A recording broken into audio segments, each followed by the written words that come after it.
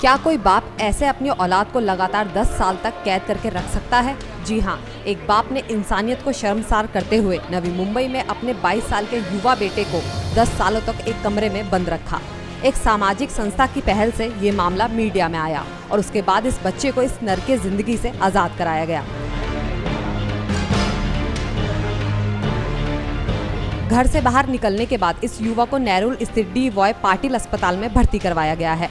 लड़के की हालत को देखते हुए डॉक्टर कहते हैं मल्टीपल प्रॉब्लम्स है, मेंटल अनस्टेबिलिटी है, उसके साथ ही साथ उसकी और भी कुछ इश्यूज है हेल्थ से रिलेटेड, मलनरिशमेंट है और काफ़ी कुछ अलग से प्रॉब्लम्स भी अभी इन्वेस्टिगेशंस के अंदर पता चल सकते हैं।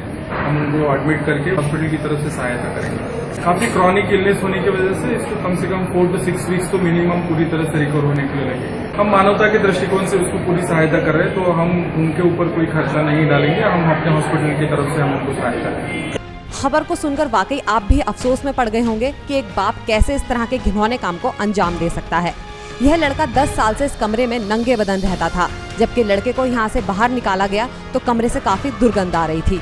कमरे में पानी तक नहीं था। बेशर्मी की इंतहा तो ये हो गई कि इस लड़के को कुत्तों की तरह कागज में रखकर खाना दिया जाता था।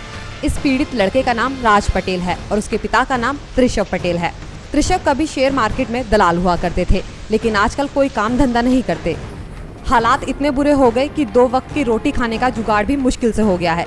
इसीलिए उन्होंने अपनी औलाद को कमरे में बंद रखा। हैरानी की बात है कि आसपास रहने वाले पड़ोसियों ने भी ध्यान नहीं दिया। फिलहाल देखने वाली बात ये होगी कि ये लड़का कब तक अपनी बीमारी से उबर पाता है। नेक्स्ट 9 न्यूज़ के लिए नवी मुंबई से राहुल कामली की रिपोर्ट।